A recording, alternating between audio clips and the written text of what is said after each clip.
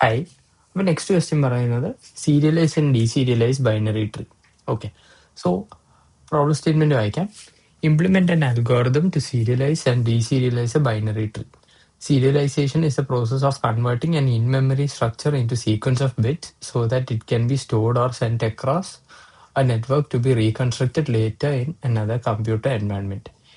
You just need to ensure that a binary tree can be serialized to a string and this string can be deserialized to the original structure. There is no additional restriction on how serialization or deserialization algorithm should work. The input or output format in the examples is the same as how NeetCode serializes a binary tree.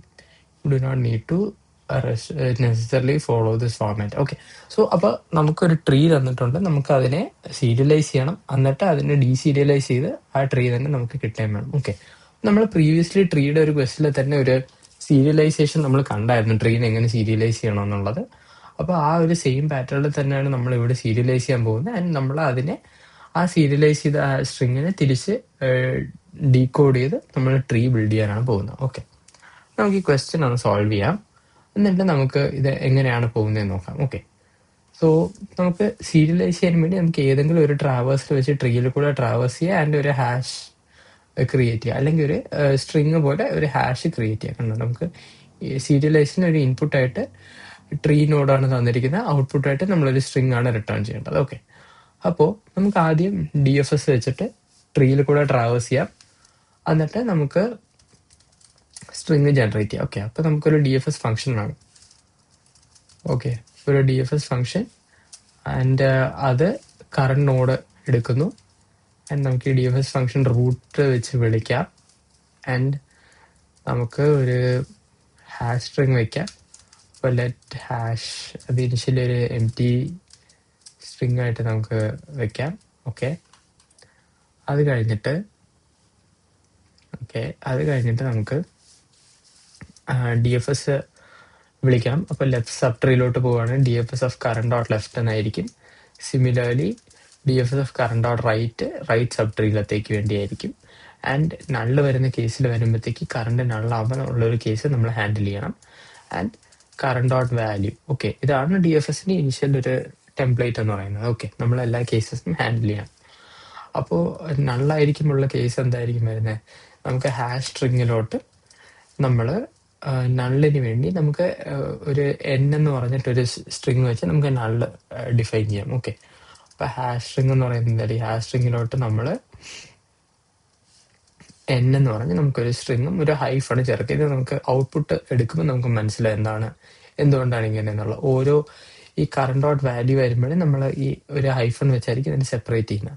അപ്പോൾ നമുക്ക് hash print ചെയ്യുമ്പോൾ നമുക്ക് നോക്കാം സ്ട്രിങ്ങിൻ്റെ ഇത് എങ്ങനെയാണ് വന്നിരിക്കുന്നത്. Okay, അപ്പോൾ ഇവിടെ വരുമ്പോഴത്തേക്ക് എന്തായിരിക്കും, ഹാഷ് കറണ്ട് വാല്യൂ വരുമ്പോഴത്തേക്ക് കറണ്ട് ഡോട്ട് വാല്യൂ പ്ലസ് ഒരു ഹൈഫണും കൂടെ കൊടുക്കാം. ആൻഡ് നമ്മൾ ഇതേപോലെ ലെഫ്റ്റ് റൈറ്റും വിളിക്കുന്നുണ്ട്. ഓക്കെ, ആൻഡ് നമുക്കിവിടെ ഒന്ന് ഹാഷ് കൺസോൾ ചെയ്ത് നോക്കാം, ഹാഷ് എന്താ വരുന്നത് നമുക്ക് നോക്കാം. ഓക്കെ, സോ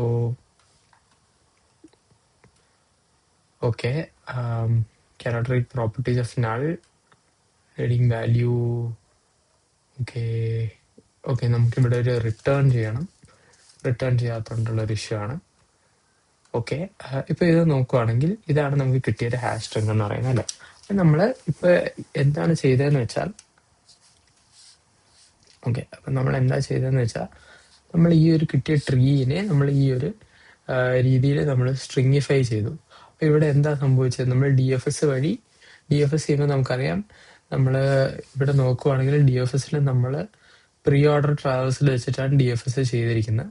കാണാവുന്നല്ലേ, ആദ്യം റൂട്ടാണ് നമ്മൾ പ്രോസസ്സ് ചെയ്യുന്നത്, എന്നിട്ട് left subtree right subtree. അപ്പോൾ അതേപോലെ തന്നെ ഇനി DFSലും ഇത് പോപ്പുലേറ്റ് ചെയ്ത് വരുന്നു. ആദ്യം 1 വിസിറ്റ് ചെയ്യുന്നു, എന്നിട്ട് ഓരോ നോട്ട്സിൻ്റെ ഇടയിലും ഈ ഒരു ഇതിന് നമ്മളൊരു ഹൈഫണും കൂടെ ഇവിടെ ആഡ് ചെയ്തിട്ടുണ്ട്. അപ്പോൾ അതാണ് ഇവിടെ വരുന്ന ഈ ഒരു ഹൈഫൺ.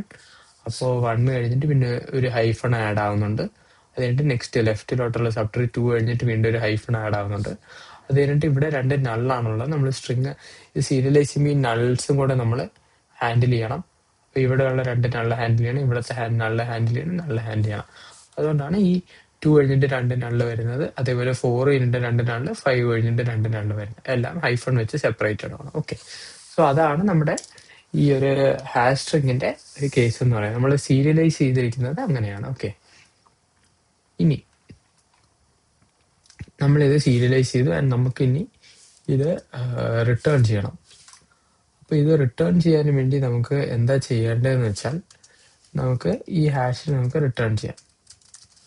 ഓക്കെ, അപ്പോൾ നമ്മൾ സീരിയലൈസ് ഫംഗ്ഷൻ അതാണ് ചെയ്യുന്നത്. നമ്മൾ ഈ പറഞ്ഞ പോലെ നമ്മൾ ഇതേപോലെ ഒരു ഹാഷ് സ്ട്രിങ് ആണ് സീരിയലൈസ് ഫംഗ്ഷനിൽ നിന്ന് റിട്ടേൺ ചെയ്യുന്നത് ആൻഡ് ഡീസീരിയലൈസ് ഫംഗ്ഷൻ ഒരു സ്ട്രിങ് അക്സെപ്റ്റ് ചെയ്യുന്നുണ്ട്. ഈ ഡേറ്റ എന്ന് പറയുന്നത് ആ ഒരു സ്ട്രിങ് ആണ് ഈ ഡീസീരിയലൈസ് ഫംഗ്ഷന് ഇൻപുട്ട് ആയിട്ട് കിട്ടുന്നത്. ഓക്കെ, അപ്പോൾ നമുക്ക് ആദ്യം ചെയ്യേണ്ടത് ആ സ്ട്രിങ്ങിനെ ഒരു അറേ ആക്കി വെക്കാം. കാരണം നമുക്ക് ഇനി ഇതിലോട്ട് ഐട്രേറ്റ് ചെയ്യണം.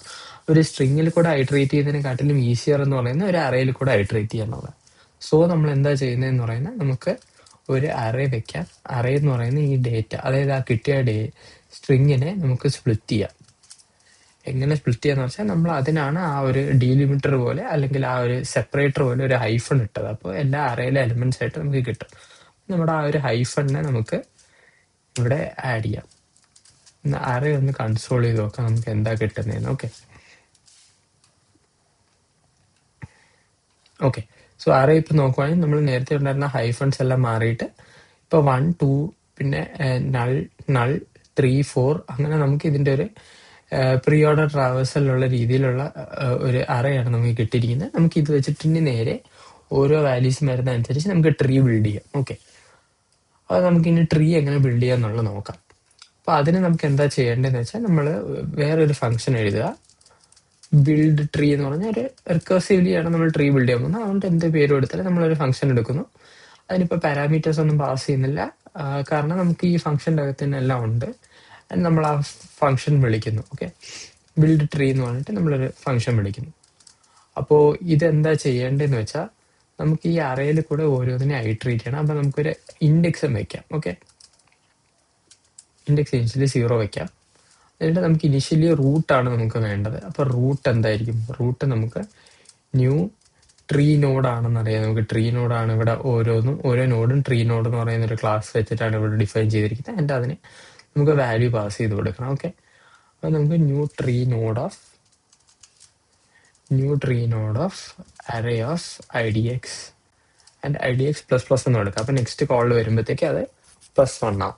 ആൻഡ് ഇവിടെ നോക്കുവാണെങ്കിൽ വാല്യൂസ് എല്ലാം നമുക്ക് നമ്പേഴ്സ് ആയിട്ട് വേണം കൊടുക്കാൻ. ഓക്കെ, അപ്പോൾ ഇതിൻ്റെ അകത്ത് നമ്മൾ ഈ അറേയിലോട്ട് നമ്മൾ ഇങ്ങനെ പുഷ് ചെയ്തിരിക്കുന്ന ഒരു സ്ട്രിങ് ആണ്. നമുക്ക് അതിനൊന്ന് നമ്പറായിട്ട് ഒന്ന് ടൈപ്പ് കാസ്റ്റ് ചെയ്യാം. ഓക്കെ, ഇപ്പം number of array. Okay,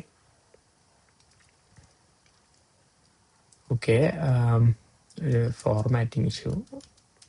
okay, so നമ്മൾ റൂട്ട് നമുക്ക് കിട്ടി. ഇനി നമുക്ക് എന്ത് ചെയ്യാം? root.left കൊണ്ട് അതേപോലെ root.right നമുക്ക് ബിൽഡ് ചെയ്യണം. നമുക്ക് റൂട്ട് കിട്ടി. ഇനി നമുക്ക് root.left നമുക്ക് എന്ത് ചെയ്യാം? നമുക്ക് ഈ ഫംഗ്ഷൻ വിളിക്കാം, ബിൽഡ് ട്രീ.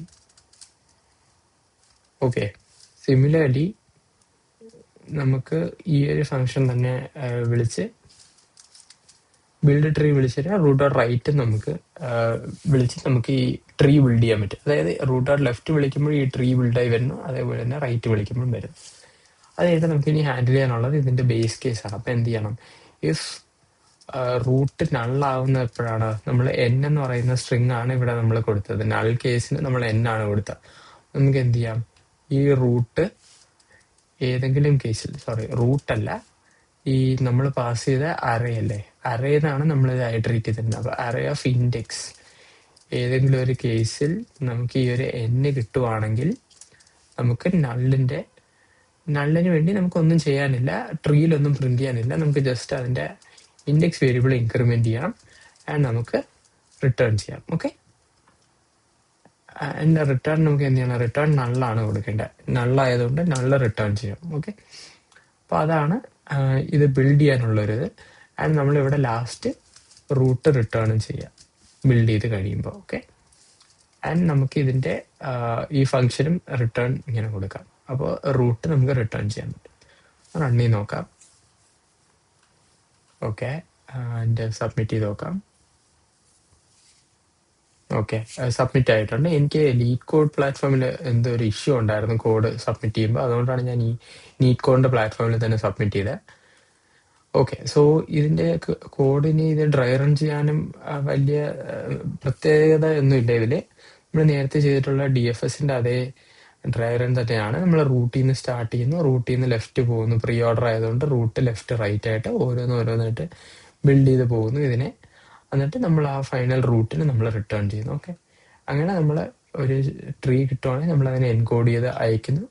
അതിനെ റിസീവ് ചെയ്യുന്ന സ്ഥലത്ത് നമ്മൾ അതിനെ ഡീകോഡ് ചെയ്ത് നമ്മൾ അതിനെ ഹാൻഡിൽ ചെയ്യുന്നു. Okay, yeah, thank you.